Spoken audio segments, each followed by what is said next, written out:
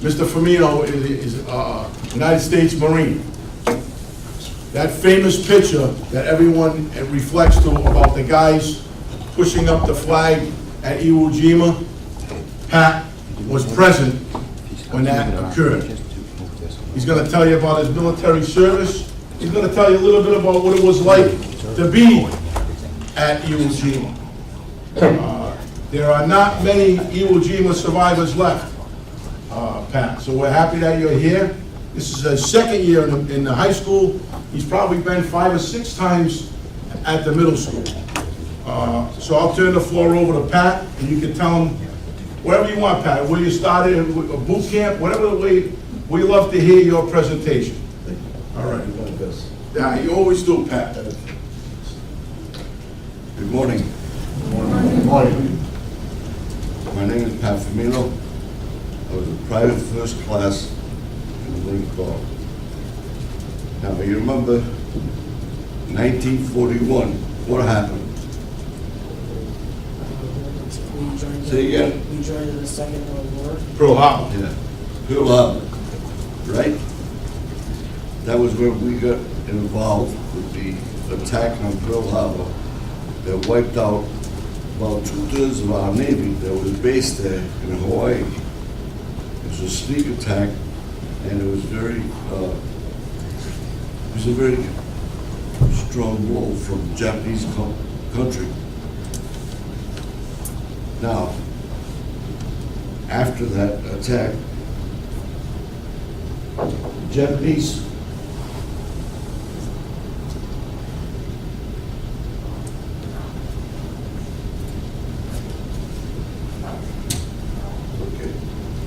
Hawaii's out here, right? Correct.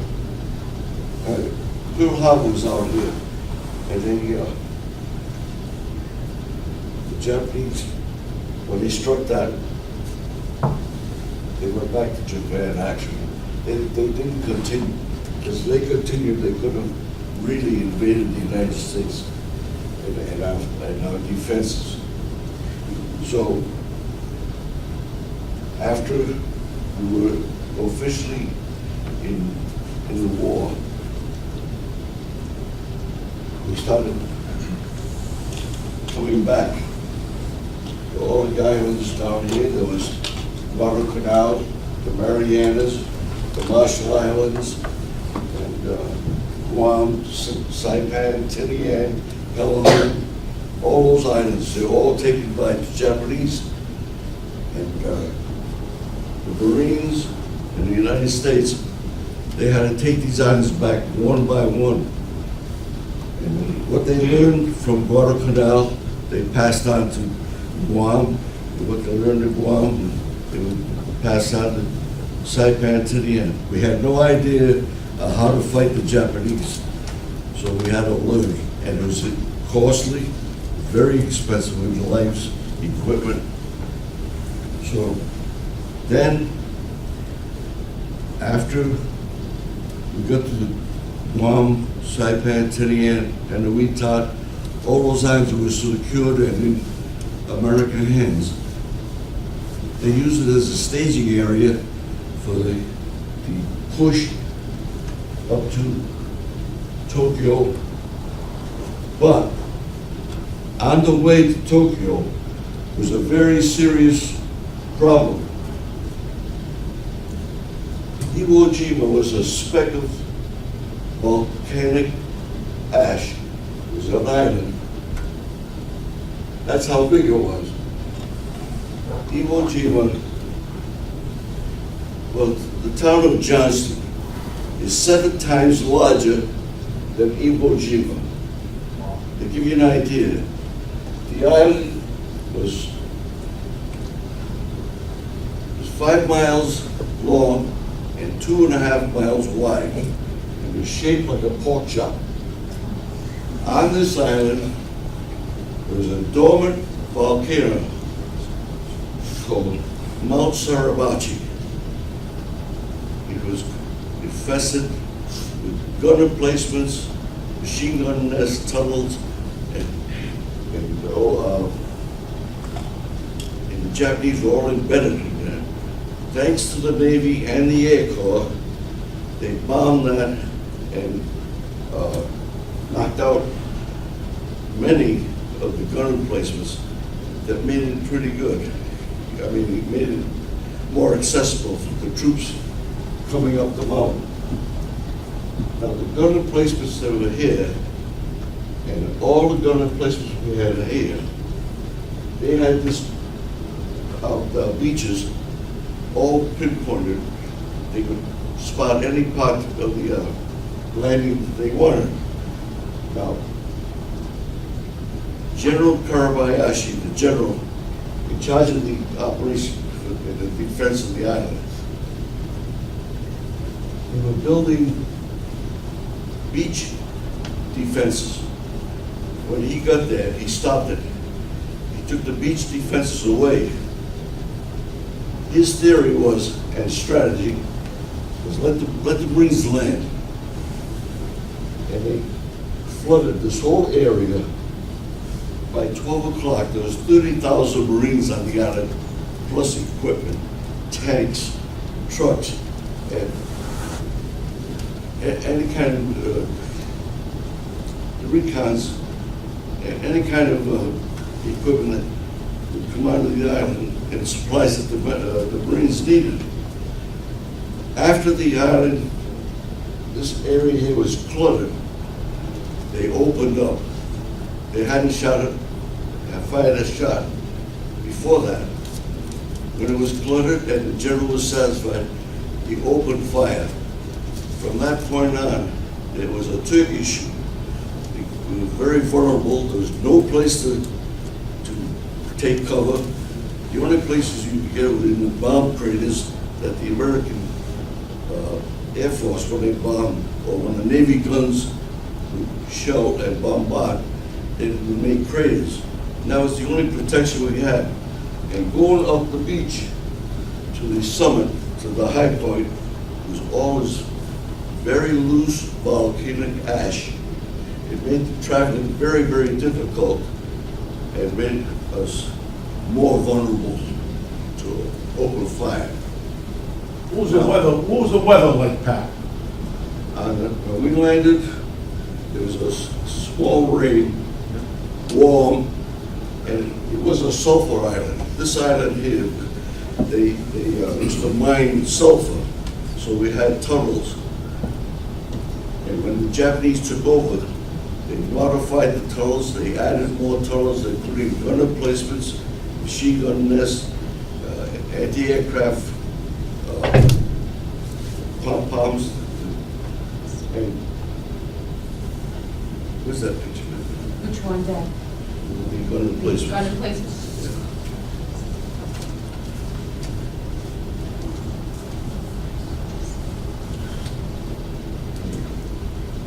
Okay. You see this? These dots here, they represent gun emplacements back and forth across the island. There was a total of 11 miles of gun emplacements. And that's what we had to fight. That's what we had to compete with. And we had to take one at a time, one road at a time. And it was very, very difficult. I want you to know the Japanese soldiers were very tenacious. They were fighters who loved their country like we loved our country. And they were willing to die for it. And they were told, because they knew they weren't going to get off the island alive. They knew that they were giving their life up. Because there were 22,000 Japanese on that island, and the Marines landed 80,000 Marines for their little bitty 8 square miles. So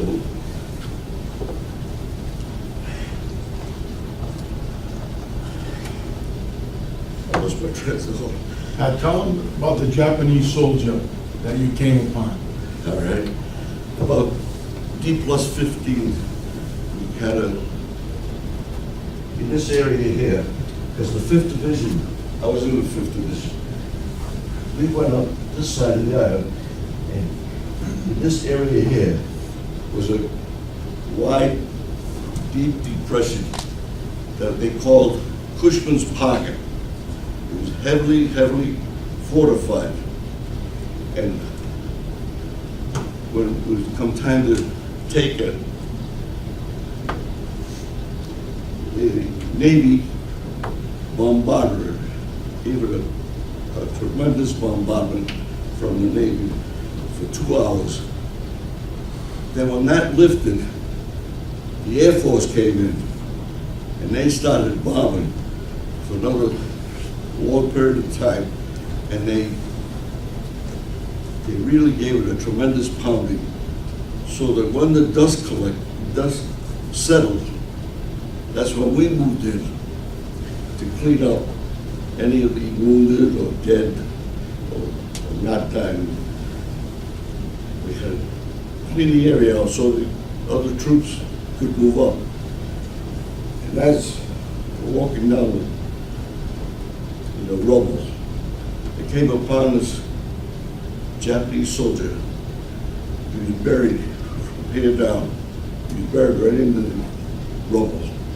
Only his head and his hands were sticking out. And as I was going by, I see this white, ash-colored face, like, and I'm looking down at it. And in his hands, he had a pair of black rosary beads. And it struck me. It says, here we're killing each other, human beings like myself. That fellow there was somebody's son, or wife, husband, or had family, brother, you know what I mean? And it hit me hard. That we were, How many casualties, Pat, about? huh? How many casualties, how many Marines got killed? Oh, it was 28,800 and something. When it was supposed to last 3 days, it lasted 36 days. And when they had the total, it was 28,800 and something, 60 something casualty, dead and wounded. And like I said before, it was supposed to be a 3-day operation because we were supposed to get baptized in that mine. I think 3 days is what they thought it was going to brush it right off us. And How many days were you there, Pat? 36 days. 36 days. From D-Day till the end. Now, the question was, why take Iwo Jima? We had to take Iwo Jima because from the ground, the home base for the B-29 bombers used to go to Tokyo to do the bombing and then return and come back to Guam. They had no base in between. Only Iwo Jima that had 2 airstrips that were operational, and 1 was under construction. So the B-29 bombers had no fighter escorts because the United States didn't have a fighter plane that could do that distance and come back. So Iwo Jima had to be taken. When the B-29s brought on that mission, they'd be loaded with bombs. And someone said, why didn't they go around the island? If they went around the island, they'd have to take some of the bombs off, take a smaller load, would be worth it. So they had to go over the island. And from that point there, when they went over, the radio stations, the radar, they notified Japan 2 hours in advance. They were coming. And when they got there, they were shot up pretty bad. The ones who were able to start home, to come back to Guam, probably didn't, a lot of them were going into the ocean. The damage to the plane was too much, or they ran out of fuel. You know what I mean? There were a number of reasons why they had to ditch. They needed a place like these 2 airstrips. So when the island was secured, not before it was secured, D+4, the flag went up, and we thought it was over. Then D+5, They secured the first airstrip, and that's when the first B-29 landed. It was crippled. And the name of the plane was Dynamite. And when he landed, they repaired the damage as best they could, refueled the bomber, and he took off and went back to Guam. By the time the war was over, or the campaign was over, there was 25,000 airmen's lives were saved because of this little speck of island. Now, Pat, you say D+5, D+15. Tell them what that represents. D plus any number is D-Day. We landed with D+1. So as we advanced towards Catalan Point, and after 4 days, D+4. Now, in D+4, I was right about here. Now, the other 28th Marines, that was part of our outfit. When they landed, they turned this way, and they took Mount Suribachi. The rest of the division went that way. We had the west side. D+4, that's where the flag went up. And that's where I was. And as it went up, I actually saw the picture you see of the flag raised in Iwo Jima. I saw it actually at that point when it was taken. And it was a beautiful sight to see. So, How close were you to that, Pat? The flag was raised down here, was here? yeah, the flag was here on Mount Suribachi. Yeah. That's 550 feet high. I was at the bottom here, about another 50 feet away from the bottom of the volcano. So I had a very good view. And it was something I always remember. Had most of the combat stopped at that point? Oh, no. No, that's a misnomer. Things started to heat up. Whenever the advances were made, it was made like, say, 100 yards. Right. And then at night, you had to come back. You would lose ground. So you measure one, maybe 50 yards. And then the next day, you'd go another 50 yards and you have to come back. Because the island was so infested with gun emplacements and all those machine gun nests, the gun emplacements, the anti-tank guns. They used everything they had to shoot against us and to take Marines' lives. Just before the landing, when General Karabayashi, he told his men, he made them vow, before they died, they had to take 10 Marines with them. They had to kill 10 Marines before they lost their own life. And so, what was that? Well, their general, their leader, Yeah, instructed them that that's right. Because they knew they weren't going to go the island alive. Actually, the final count was almost 1,000 prisoners out of the 22,000 on the island who were all underground. When they had bombardments and airstrikes for 72 days before they landed, as the ships come within range of Iwo Jima, they used to fire barrages and bombardment of the island to soften it up.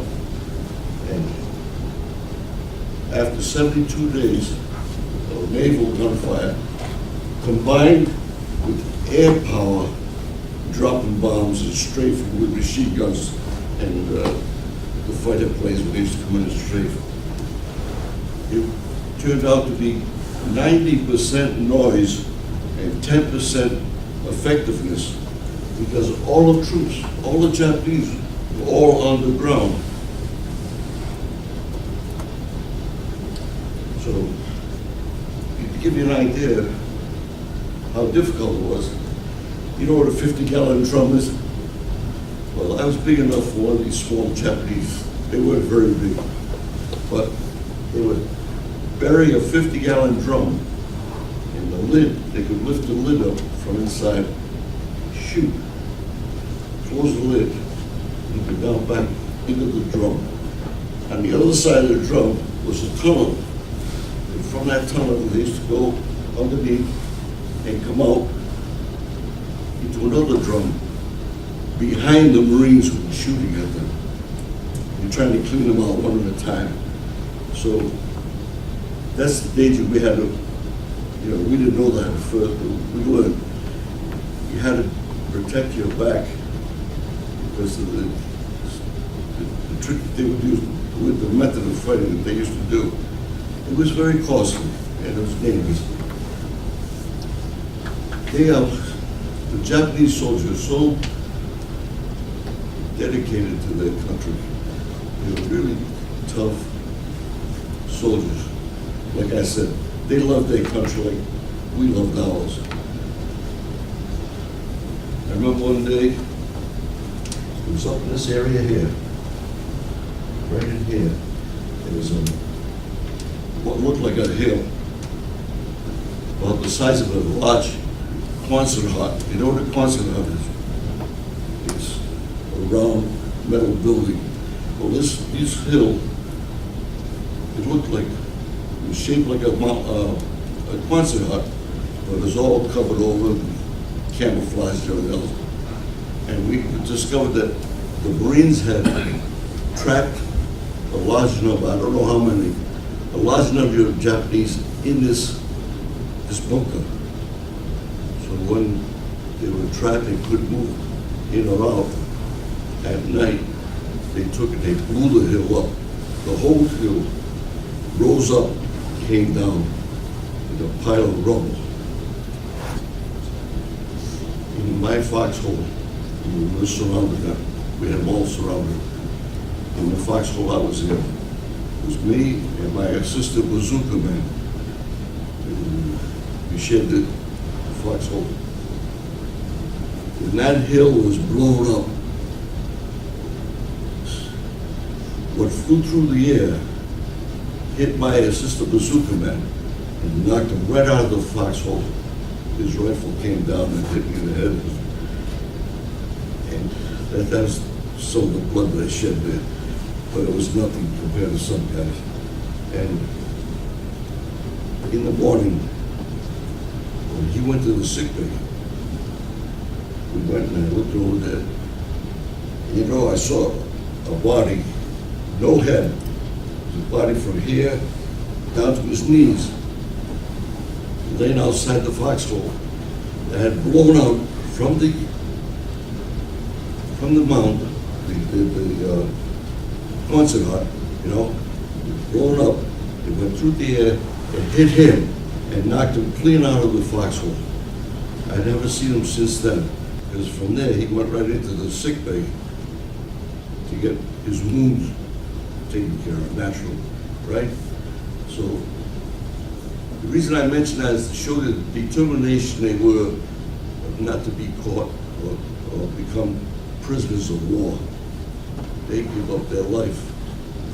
Pat, can you tell them the size of the foxhole you were in, the average size of the foxhole?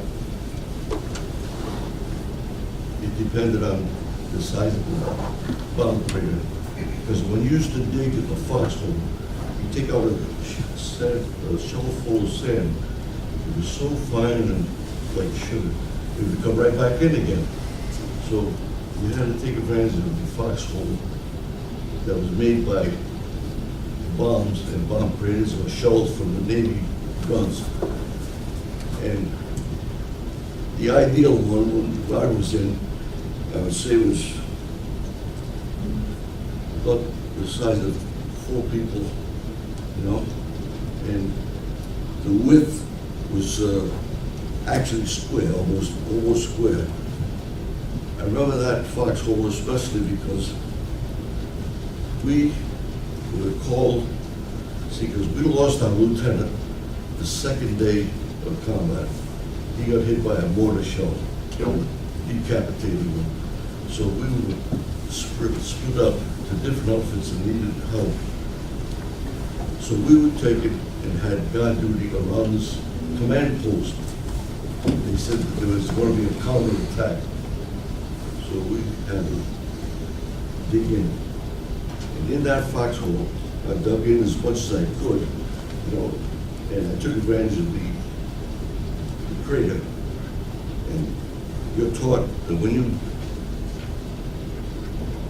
you're in a foxhole, you know, keep your legs together, keep your legs spread, you know, to kind of spread yourself out, to make yourself thin. So it happened during an advance, snipers were shooting at us, and one of the snipers put a bullet right through the camouflage on my helmet. But the thing is that when it went past my head, it went in between my legs when I was laying down in the foxhole. So I didn't get hit. I was fortunate because I did what I was taught when I was spread out, make yourself thin and small target. Right? I don't know if there's any questions. Absolutely. Pat, questions for Mr. Firmino on the foxhole? Go ahead, because I'm going to relay the question. Go ahead. You can ask. I just want to know, how long did you serve for? How long were you in the service, Pat? 3 years. I'm lucky. I was lucky it was in 3 years because of the bomb. When the bomb was dropped on Hiroshima, I had been drafted into the service. So when that bomb dropped and the Japanese were ready to surrender, they started de-escalating the troops. At that time, when we went back to Hawaii from Iwo Jima, because we were so badly shot up, we had to get replacements. So when I got to Hawaii, they sent me into the hospital because I was having trouble with my feet. And the rest of my division, they got the replacements, and they went back out to Sasebo, Japan, because they had surrendered. And the job of the engineers, I was in the 25th Engineers, the job they had was to deassemble or take apart the Japanese submarine base there in Sasebo. But I didn't go there because I was in the hospital. When I was in the hospital, the bomb was dropped, and I got surveyed out when I got out of the hospital. I never went back to my outfit, and that was the end of my service. Pat, you were drafted. I was drafted. How old were you? I was 20 years old because I got a deferment because at the time I was doing defense work, government job, and I got a 3-month deferment. And after that time was up, I had to go in. So they drafted me in. It'll project. We can pass it around. Maybe you can do that. All right. That was Dad in uniform and Dad in combat, so I'll start with you. Other questions for Mr. Firmino? Pat, you saw a lot of combat. I did. Can you explain to the kids in your words what it was like to be in combat? All right, I'll do my best. Combat, you see it in documentaries, you see it in movies, with boarding on shells and the trucks going around, and the soldiers being shot up and stuff like that. But there's one element that's missing when you get into combat, especially this island here was a sulfur island, and a little bit of rain and the warm weather. The air smelled like rotten eggs. Dead bodies. Dead bodies. And from the carnage, the gunpowder, the diesel oil, that the fuel when it burned. I mean, it was really, really horrible. You weren't comfortable at all. And then, Now, Pat, when you were sent to Iwo Jima and Sarapati, did you guys know what you were going into? Or did you thought it was gonna be a 3-day walk in the park? That was supposed to be a 3-day baptism for our division. Now, our division was the most highly trained division to that point, because a very large percentage of the troops were veterans from the previous campaigns. So when their divisions were disbanded, they put them all into the 5th Division. And they were all experienced, not all, a tremendous, well, the majority were combat veterans. I wasn't. I was out of boot camp, and I had 11 months of training before we went into combat. But that was supposed to be a 3-day operation, and then we were supposed to go and take Okinawa. But that didn't happen. And there was too much, casualties were too high. What was 3 days expected ended up as 36 days. And it was constant fighting. I would say right up until 2 days before we left the island. Now, on the second day before we left the island, at the bottom of the airstrip, number 1, right down in here, the Army Air Force of the fighter wing, because the fighter planes landed on there. The P-51 fighters was our best fighter at that time, was the escort for the B-29s. And at that point, things started to turn around into our favor. Well, these fellas, when they built their tents at the bottom of the airstrip, they made the mistake of digging a foxhole in the center of the tent, which is a no-no, because on the second to the last day, 300 Japanese came out of the caves in a desperate attempt with a banzai attack to kill and try to retake the ground that they had lost and the airstrip, take control of it. But they were unsuccessful because the firepower that the Marines had that time was far greater, and the equipment that we had at that time was far better than they had left. They were kind of spent. It was in desperation, and General Karabayashi didn't like the idea of banzai attacks, because they always got the worst end of it. On T+3, before the flag went up, right here, you see this area here, out here, offshore, there were large rocks that are at water level. But those large rocks were all hewed out. They had troops in there. And on the night of T+3, the spotters discovered that there were boats, 8 wooden boats, because they didn't have Higgins boats. They had the regular, when they landed, they used to jump off the side of the boats. So that night they heard, or got the word from the headquarters, there was going to be a counterattack. This was a little bit of a cove like that they could land in. So I could hear the radio man and the command post relaying orders like A Company, swing down so many degrees north. C Company, Baker Company, we got in places like a honeycomb, right around here. It's like a honeycomb. At the given point, the Marines let go a barrage of mortar shells. The illumination, the luminous flares, and when they had covered the sky with it, it was like daylight. You could see everything, and the Marines opened up. As soon as they landed on the shore, the Marines opened up, killed every one of them.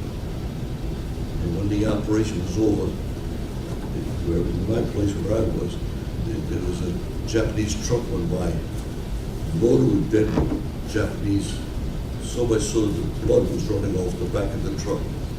And you see that, you think, it is very eye-opening.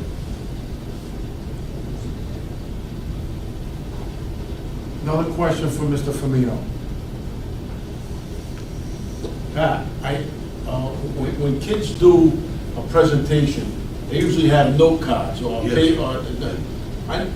You're doing it from memory. At 95 years old, you remember, it stayed with you. You know what happens with me is when I start talking about a subject, another thought comes into my mind. Oh, I gotta say this, or I gotta say that, and I get confused. That's why sometimes I lose my train of thought. You know what I mean? But there's so many things that went on. Where did you grow up, Pat? Please, Where did you grow up? Providence, You were from Rhode Island. So you're a native Rhode Island. Oh yes, yes. Then when I got married, we moved to North Providence and lived there most of my life. And then after North Providence, we came to North Smithfield, to St. Antoine's, the villa of St. Antoine. I'm with his sister living now. My daughter and my other children, I have 6 children, 3 boys and 3 girls, God bless them. They take good care of us. I have no worries. My wife is in the nursing home. She's been there almost 4 years now. So I get to see her every day because the children, of course, they make a schedule. So we come up to the villa every day, and I get to go and see my wife every day. And there's a lot of us that have no family. I'd like to ask you a question, Pat. Is all that you went through in the service with combat, you were drafted. Would Yes. you serve again if you were an 18, 20-year-old? If my country was in trouble, like if there was a threat of war, yes, I would. I wouldn't be happy about it, but I would. Because, you know, the Japanese people, for example, even the other enemies, like the Germans and the Russians and all that, they were indoctrinated that when the Marines fought against the Japanese, they were told that you don't want to get captured because we are monsters, we torture them, and they'll never come out alive, and that, in other words, we were the real bad guys, right? Now, when we got trained in going into combat, we were just told that they were vicious fighters and they were very difficult to see because the camouflage that they had, the time they had to prepare, like each island that they conquered, they used to, they had their bases, they used to dig in. They were never up on top, like, you know, they were always underground. And then when the opportunity arose, they'd pop out, knock off unexpected Marines, and then go back to the ground again. So now, the United States, one of the weapons we had was napalm from the flamethrowers. And the flamethrowers used to burn real hot. And when they came upon a sniper, or these drums that I was talking about, they would just soak them with napalm and then burn it for a long time. And that kind of neutralized that point, and they go on. See, the Marines, the way the Marines fought, it used to be hit and run. They used to, if they came across an obstacle in their path, they would knock it or neutralize it, and then pass it. Now, after they pass it, the other Japanese would come back behind them, and when they returned to get back to their base or their staging area, the Japs were right there waiting for them and used to pick them off. That's why it was so difficult. They were very hard fighters, and they were very loyal to their country. They loved their country like we did. Tell the students what you gave me today. Gave me that. Today, I was given a picture of the flag racing of Iwo Jima in gold. And it's quite a while ago, when I'm down in Newport, Middletown, and I gave a talk, and the class there gave me this picture. Do they see it?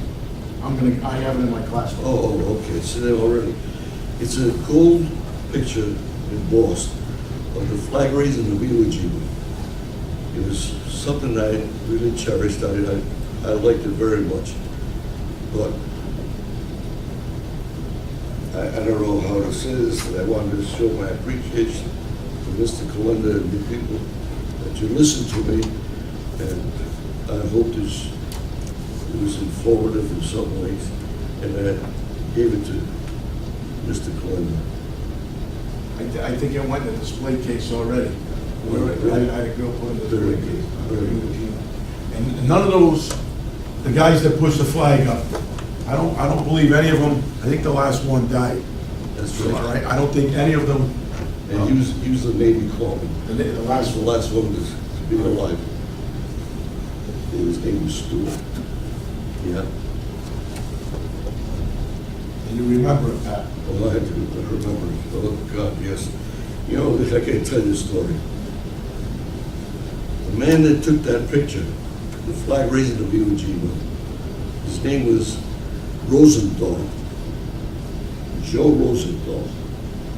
And he just happened to be on the same ship that I was, going across from Saipan and Tai and Guam into the combat area.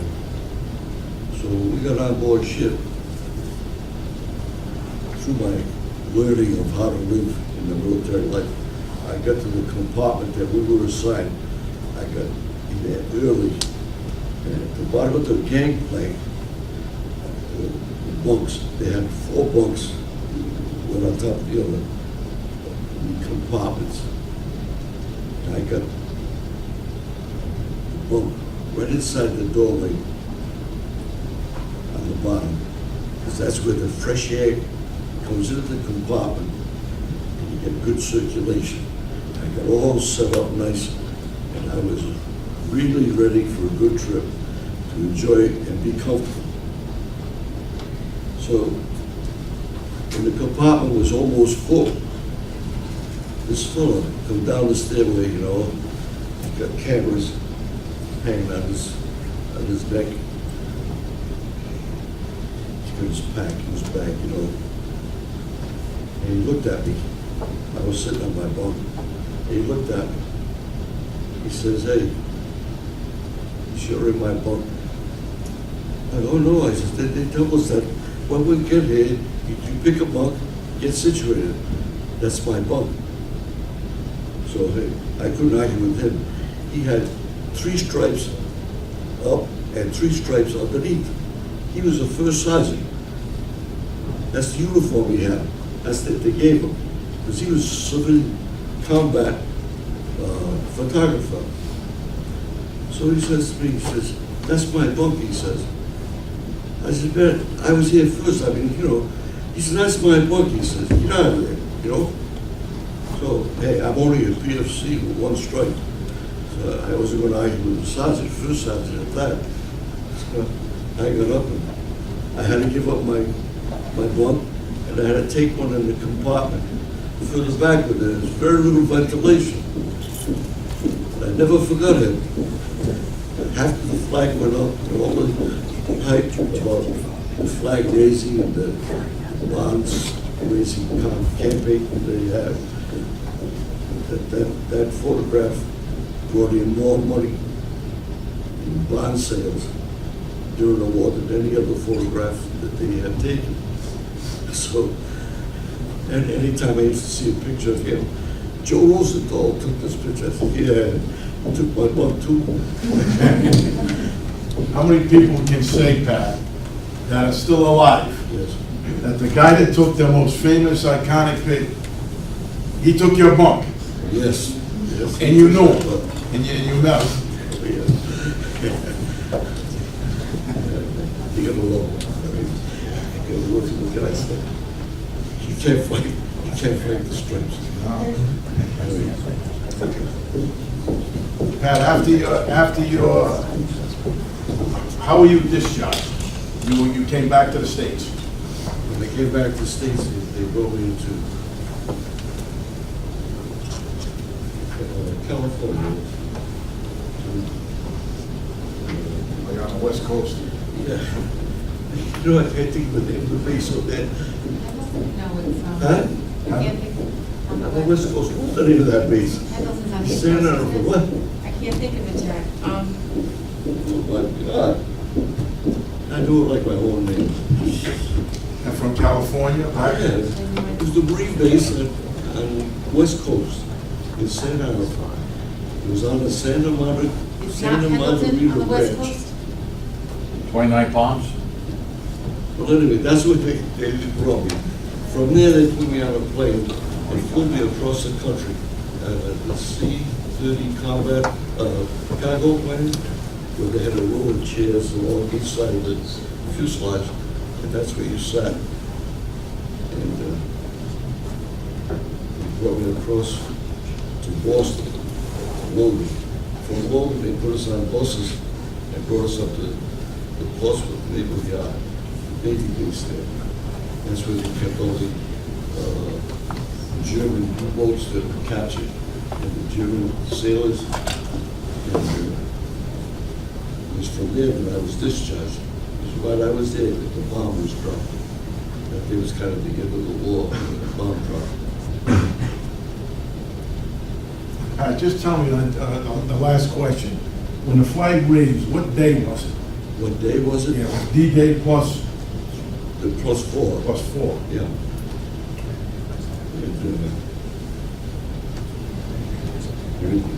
D+5, the first airstrip was, actually, the Marines took it. But there's still, at one end of the airstrip, there was still fighting going on. The B-29 came down, dynamite, the first one. So that's how close that was, you know what I mean, and how close they came, because they had never made it back to Guam. So each plane was about 10 men. And the only protection they had was the aerial guns, the belly guns, the tail guns, and the nose guns, the machine guns. That's the only protection that the B-29s had. So they really needed the escort P-51s. Then they put another wing of planes. It was the P-64 Black Widow. It was all black. It was a night fighter. It was all set up and manufactured to be a night fighter. They used to fly by instruments. And they were very, very effective against the Japanese Zero. So once we got that out, it was really The combat at Iwo Jima, more day or at night? constant day and night. Because at night, you had to worry about, that's what they did the most. They come out of the foxholes and they'd steal our canteens. They needed water so bad. Their water was like sulfur water, like when the engineers had what they call, it was like a giant swimming pool in the backyard. And they used to take the ocean water and put it through a machine that the engineers had, and they'd take the salt out of the water and put it, they'd pump that water into this. Was it good, Pat? And they treated it with the chloride and all that. And that's what we used to drink. And it was very, very good compared to what those guys had to drink. They had a lot of dysentery, a lot of sickness, and they come out at night, and that's when it was dangerous. That's why in every foxhole, there had to be 2 Marines. One would sleep and the other would stay awake. And they shared the shift. Otherwise, they found like, you know, if they came out undetected, they would slit their throats, steal ammunition and water, because they need the water back. And, they're really in bad shape. Now you're gonna get invited to this Reach Across America ceremony Good. in I December. look forward to it.